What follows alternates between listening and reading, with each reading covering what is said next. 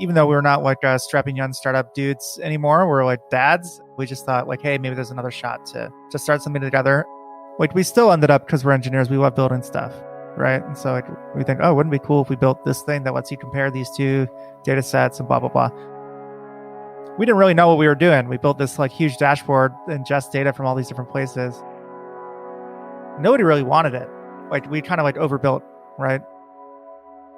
But then again, like looking at it now, we actually do have customers paying us for that. So it's like, in some ways we were actually more right than we knew at the time. My name is Dave Zohrob. I'm the co-founder and CEO of Chartable. This is Code Story, a podcast bringing you interviews with tech visionaries who share in the critical moments of what it takes to change an industry and build and lead a team that has your back.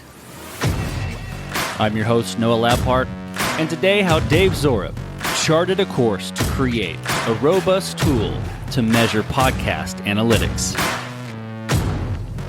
All this and more on Code Story.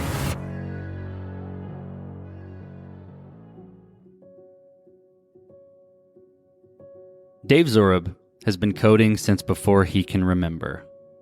He's among the crews where their dads bought the TRS-80s hooked up to the TV and loaded games from tape drives. He loves music and even ran a small record label in San Francisco. But nowadays he focuses on his family with 2 little kids.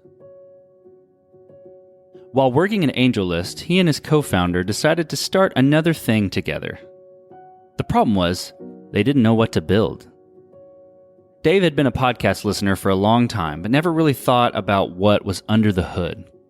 After considering a few different avenues, including yet another podcast app, they decided to focus on podcast analytics, and some might say the App Annie for podcasting. This is the creation story of Chartable. Chartable is a podcast analytics and attribution service. We help podcast creators and publishers and networks understand and grow their shows. And we help advertisers figure out if the ads they're buying on podcasts are actually working. So we work with indie publishers, folks with a single podcast, up to the biggest podcast networks in the world, helping them market shows, helping them understand their audiences. And then we also work with the other side, the folks who are buying ads on those podcasts, helping them figure out which ads are working so that they can optimize their campaigns and get more results out of the money they're allocating towards podcasts. We started the company. My co-founder and I were working at a startup called Angelist for a while.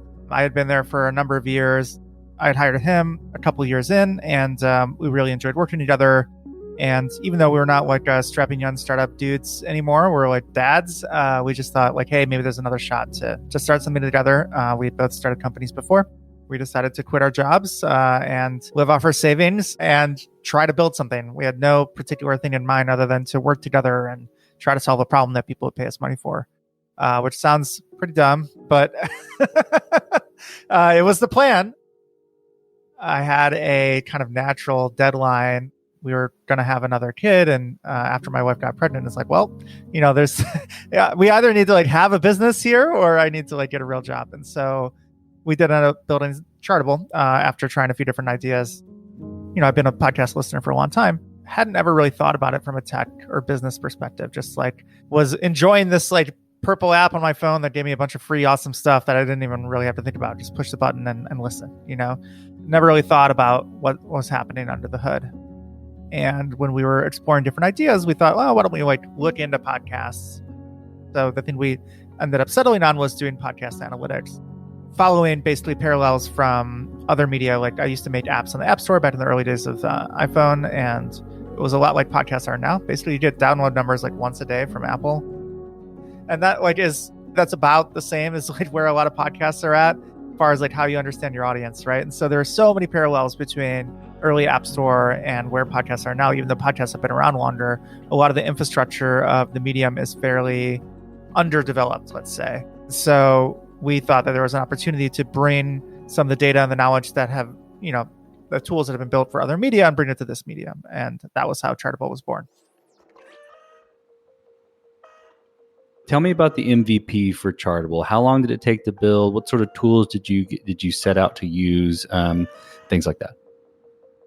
Yeah, so we actually had a few different podcast ideas besides the app. We did a podcast discovery thing called Tripod. We did a promo swap type app. The idea was that podcasters could swap promos or guest spots with other podcasters to grow their shows, called Pod Swap. And the idea with all of these was to build something super fast using technology we already knew, get it out there as soon as possible, and get it in front of users, right? So I've been using Rails since forever. No, it's not cool. The cool kids don't like Rails anymore. It has its flaws, but I know it really, really well. I'm in like a deep relationship with Rails, for better or for worse. We've entered a very kind of stable part of our relationship where I know Rails flaws. I'm not sure if Rails knows my flaws. Hopefully not. So we just use the stuff we know and we put it out there as fast as we can. And the goal is not to build something super fancy. I think those days are behind me as an engineer. I used to get a kick out of using the coolest new tech. For me now, it's about the business. And again, maybe it was because of that pressure of a new child that I had over my head. But it was really about building something that people want, not about building something that I thought was cool. Once we figured out that Chartable might be a thing, the idea was kind of like App Annie for podcasts. App Annie does a lot of this kind of data aggregation for the App Store and for Google Play Store. We thought, okay, how quickly can we get this out there? And so it was actually almost 2 years ago to the day. It was last Thursday, June 8th, would have been our 2-year anniversary of our first commit. We just started cranking, and we're old guys. We write a lot of specs for stuff, even if we don't build it. And that's just a habit I picked up at Angelist, and wrote a spec for what could be the minimum viable product. We got that together pretty quickly, and within weeks we had it in front of podcasters. We posted it to Reddit, posted it to various communities, and we had signups right away. And the initial feedback was super great, which never happens, right? This is not how it usually goes. Maybe it happened in this case because it was our fifth idea or whatever that iterated enough to get something decent. So in the short term, while you're building it, you're getting some traction as soon as you build that sort of early prototype. In the short term, you probably had to make some decisions and trade-offs, either to do something quickly or to cut a feature or something like that. How did you go about that process, and how did you cope with those decisions? Yeah, those decisions are never fun. Everything is a trade-off, right? Literally everything. Nothing's for free, right? So it's whether it's trading off my time or money or the completeness of the product or something like that. We always err on the side of moving fast. That's our biggest thing. Especially, it's less true now because we actually have a huge user base and a lot of customers, and reliability is more important. But in the early days, it doesn't matter if it's reliable because nobody's using it, right?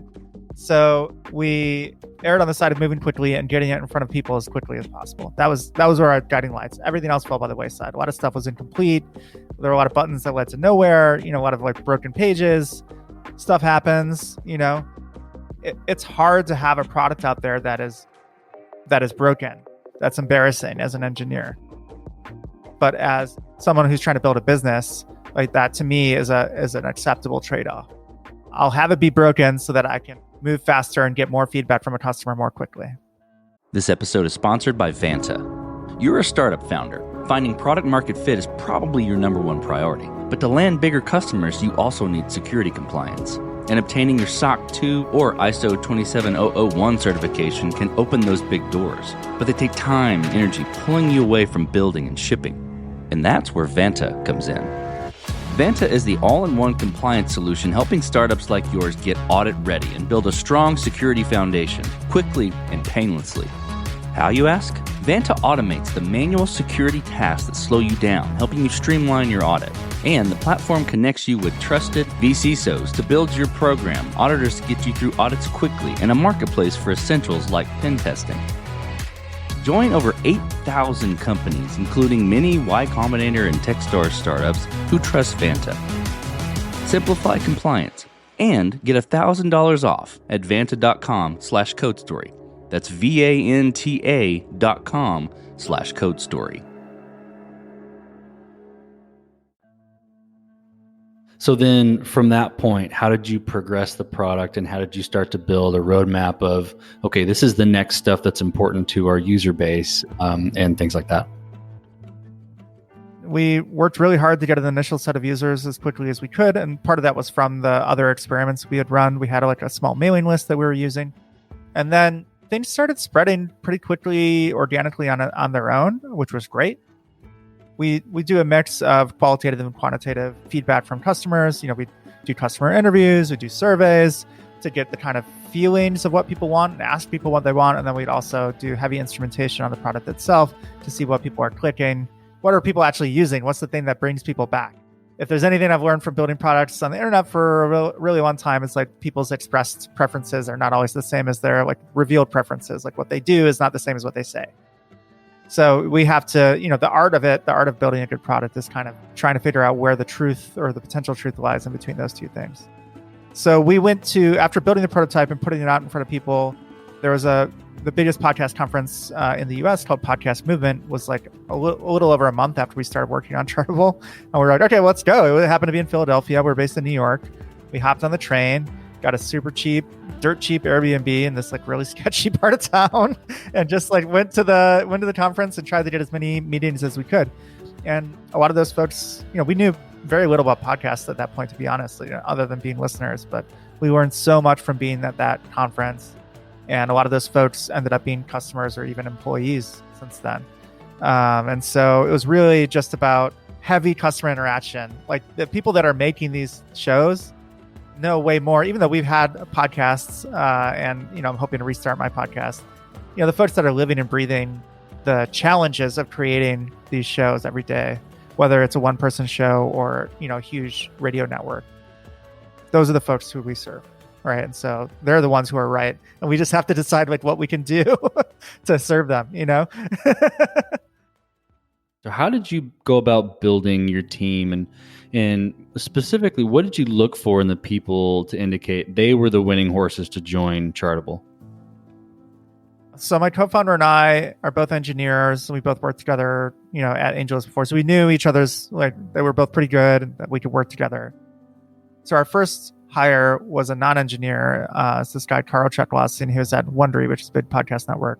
And we hired him because he knows way more about podcasts than we do, and like knows people in the industry. So that first hire, our non-technical hires are a lot about either domain-specific knowledge or just like a real passion for this medium.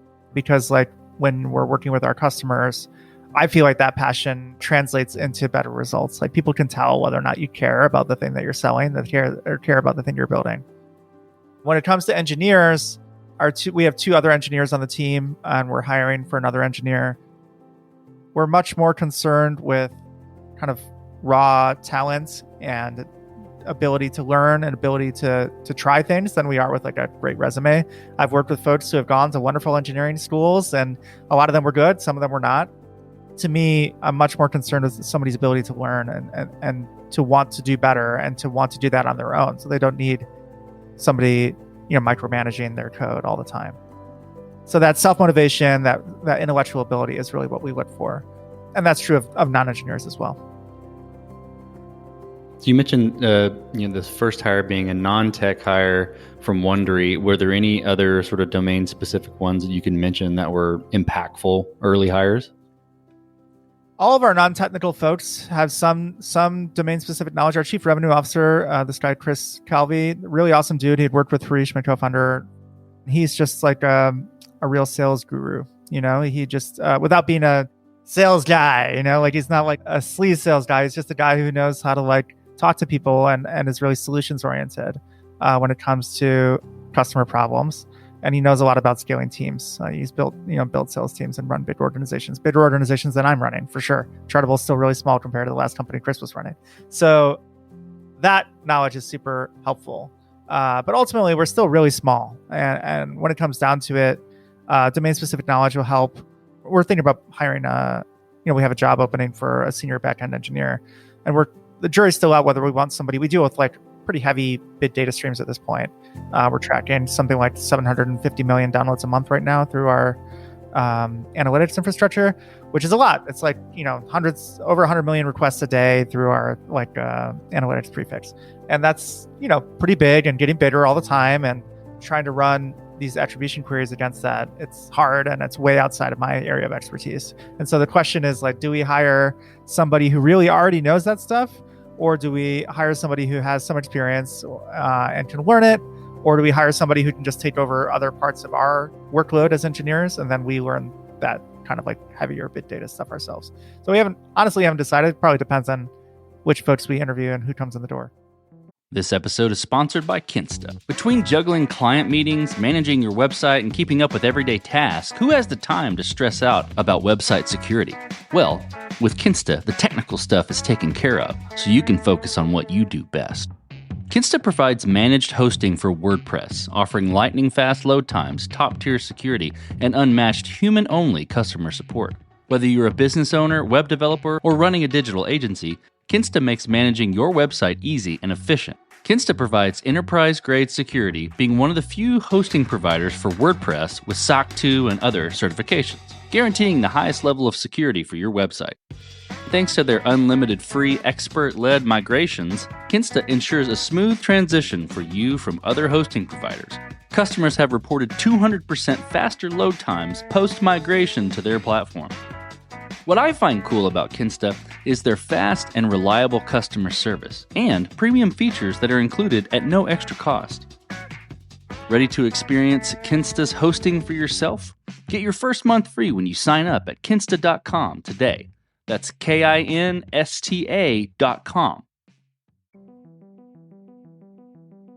Did you build this in the beginning to scale efficiently, or was this something where you got it working and then you got a bunch of users and you're like, okay, it's time to make it scale more efficiently? So inefficient when we built. I mean, still there's so many things. A lot of the last couple of months has been about reliability and scalability, because as we talked about earlier, we were so focused on getting customer feedback that of course we cut corners from an engineering perspective. And so things were not designed to scale at all. One of our core data ingestion endpoints, it's called Analytics Prefix. It sits in people's RSS feeds. And when their podcast gets downloaded, our server gets a ping first. And so then we're then able to use that to count the number of downloads they have, to help them measure their marketing spend, et cetera, et cetera. And that we launched that in October of 2018. And we get more traffic now per day than we used to get a month not that long ago. Even if we had thought about scaling in the beginning, I don't think we would have guessed that it would have gotten this big that fast. So there's always a new bottleneck, always new fires to put out. And so classic metaphor of changing the wheels on the moving car, changing the tires on a moving car. We're doing that. We're also simultaneously building a new car on the other side that we hope to move into it someday. It's going to be great. Jumping a little bit to a different topic. As you step out on the balcony and look across all that you've built, what are you most proud of? That's a really good question. I think I'm happiest that we've built something that seems to be valuable to a pretty large swath of people in a really creative medium that I love, right? So there's something like 50,000 users. Not all of them are using the thing on a daily basis, but at least 10,000 of them are logging in every month. And that's a lot. That's a big number of people for a pretty small industry. I'm really proud of that. I know we have a lot of work to do. There's so many confusing parts of the product, a lot of things that's broken, so many things to improve. I look at it and see all the different ways it could improve. But the idea that we've built something that actually solves a problem for a large number of people, that's hard to do. Let's be honest, right? I built a lot of stuff that nobody cared about. So I'm happy that we are able to do something that matters here. And also that it matters in an industry that I actually love. Like I said, I love podcasters and this community. And so the idea that we could be here to help and to build something valuable and keep hopefully improving and making something better, that's really matters to me. And I'm really proud of that. On the other side of things, so tell me about a mistake you made and how you and your team responded to it. We've made a lot of mistakes. Almost all the stuff that we've built, we've designed so that it's fairly redundant. Even when things go wrong, that we can recover, that we don't lose data. There have been times where we have lost data, and that to me is just the most painful thing, right? It is just there's been times where the thing that sits in front of people's downloads, it goes down completely, right? And it's only happened twice. But when that happens, there are literally thousands of podcasts that can't be downloaded, right?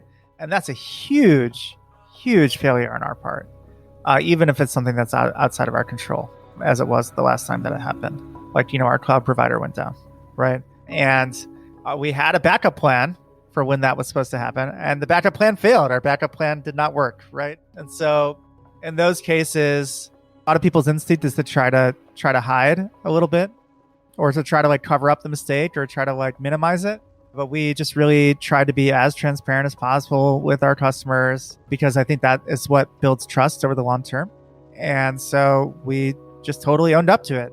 And we've also invested heavily in, we like built a new backup plan and we tested it, right? It's like, I can't guarantee that like it's going to work next time because like, it's the internet. Everything is like basically duct taped together. Who knows what's going to happen?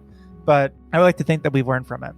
And as the company grows, like I said in the beginning, we were only interested in moving fast and didn't care at all about quality. That's not true anymore. We have to balance speed with reliability because we have a lot of customers that rely on us. And so we don't want to let them down. And so I think that kind of dialing that in over time is important. Figuring out when speed matters more, is the most important consideration, when reliability is the most important consideration, and always trying to be as transparent as possible when we screw something up. Absolutely. Yeah, it's better to own up and take accountability and say, we're going to fix it than try to cover it up. To me, it's the only way to go. I mean, somehow it doesn't always seem to be that way, with every company, but it's the only way to go.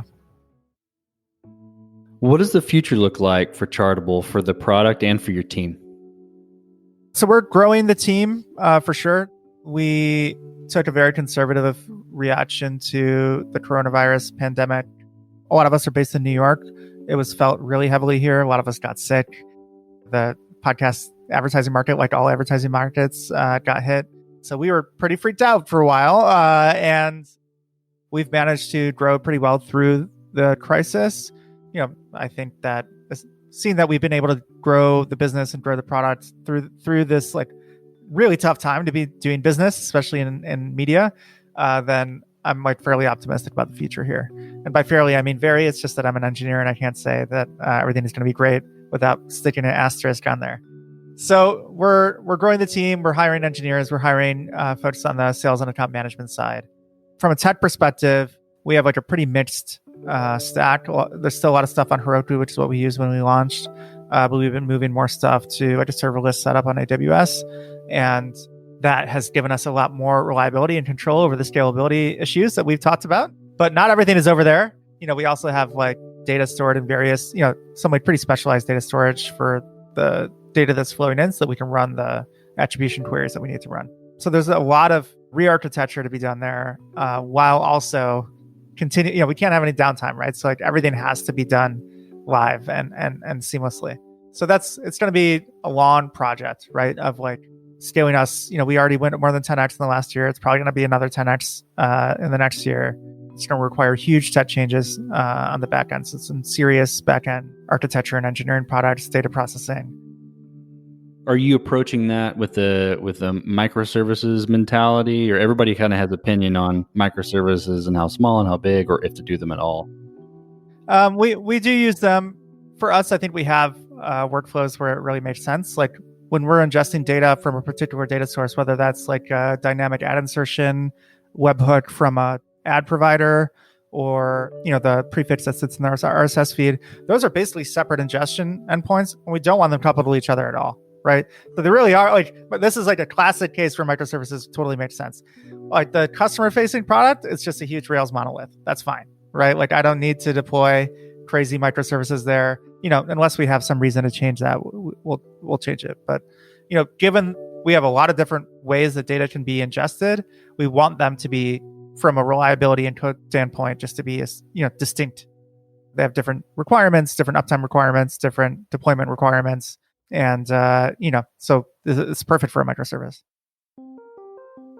So who influences the way that you work? CEO, CTO, architect, person, any person really. Name a person you look up to and why. The biggest influences on my career, one of them was my friend and former boss, Naval Ravikant, who's the founder of Angelist. We've been friends for a long time. He invested in my first company back in 2007. Just like has a great way of being able to like think about the world in terms of systems and incentives, and just this kind of zoomed out look at things. And he's always looking at things from a different angle. I've internalized a lot of his approach to building products and thinking about markets and how to think strategically about what we're working on. Other folks my friend and former co-founder, Jim Young, who started this company, Hot or Not, back in the day, which is my first startup job. This is like, I worked there in like 2005, back when we still had like a colo in like South San Jose, and like would have to like manage physical machines ourselves, which was cool. He like invented a lot of like cool stuff at the time, and gets no credit for it, which is, you know, his way. But we did a lot of really, I think, innovative stuff around database sharding and scaling, and because Hot or Not was a massively popular website at the time. Now there's a lot of out of the box stuff to like handle that kind of traffic, but this was like PHP 4, I think, maybe PHP 5, and like MySQL, like a really early version before InnoDB. So it was like MyISAM, like no transactional anything. He wrote this like database like sharding stuff and like read write replicas all with like PHP and MySQL in like super early days. Plus like code deployment across like 100 plus servers, you know, all the stuff that people take for granted now. Like being able to like think through like what are the problems and then solve it your own way, even, you know, I think that's awesome. And then I guess like the obvious one would be like Paul Graham. You know, I didn't go through YC. Harish did, my co-founder at his last company in the early days. But, you know, thinking of stuff, I still refer back to, you know, Paul Graham's essays. I think have been really influential for me. If you could go back to the beginning of Chartable, what would you do differently, or where would you consider taking a different approach on? Overall, I think we did things okay. If anything, I think that being even more customer centric, like we still ended up, because we're engineers, we love building stuff, right? And so like we think, oh, wouldn't it be cool if we built this thing that lets you compare these two data sets and blah, blah, blah. It's like, we didn't really know what we were doing. We built this like huge dashboard, ingest data from all these different places. Nobody really wanted it. Like we kind of like overbuilt, right? But then again, like looking at it now, we actually do have customers paying us for that, right? So it's like, in some ways we were actually more right than we knew at the time. But yeah, I mean, like ultimately, I would have just like every time we get on the phone with a customer and watch them use the thing, we learn so much. I would have just do more of that. I should still be doing more of that. That's the number one thing, you know? So you're getting on a plane and you're sitting next to a young entrepreneur who's built the next big thing. They're jazzed about it. They can't wait to show it off to you, to the world. I think it's going to make a huge impact. Having gone down this road multiple times, what advice would you give that person? For me, the biggest thing that's been hard to internalize is just how long building something that matters takes. Like, you know, we always hear about the flash in the pan and the instant millionaires or whatever.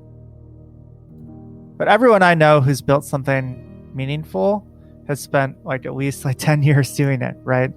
Which is totally at odds with, you know, the speed of the internet, right? And still my instinct is to move fast.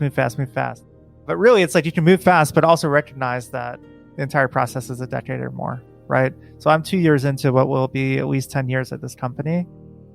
And I'm comfortable with that now that I'm like in my, you know, nearing middle age or whatever, like I'm cool with that, right? But to the young entrepreneur is probably thinking like, I'm going to launch this and 2 months later, you know, going to get acquired by Facebook for $100 million. But like thinking about the arc of the project and how do you maintain momentum throughout the arc and the many highs and lows, emotional highs and lows, business highs and lows, so many challenges, great things and terrible things that'll happen along the way. That to me is like something I'm still working with every day. It's like, okay, it's like, you know, we're 3 months into a pandemic. I'm working in my garage. How do I keep my team together? How do I keep growing the business and achieve our goals here? That's hard. That initial spark, that passion, whatever, like that wore off. Let's be honest, right? Like it was really cool. Like the idea of building new stuff. It's so cool to build new stuff, right? We're in a totally different phase now. To be clear, I'm totally enjoying it. It's fantastic, but it's a very different feeling to be in that kind of more mature stage of a company and solving a very different class of problems than like, how do we hack this together and get it out there? I guess that's a really long-winded answer for my plain seatmate, but hopefully they would have sat through that. Well, Dave, thank you for being on the show today. Thank you for being on Code Story and telling the creation story of Chartable. All right. Thanks so much, Noah. I appreciate it. Thanks for having me. And this concludes another chapter of Code Story. Code Story is hosted and produced by Noah Labhart. Be sure to subscribe on Apple Podcasts, Spotify, or the podcasting app of your choice. Support the show on patreon.com/codestory for just $5 to $10 a month. And when you get a chance, leave us a review. Both things help us out tremendously. And thanks again for listening.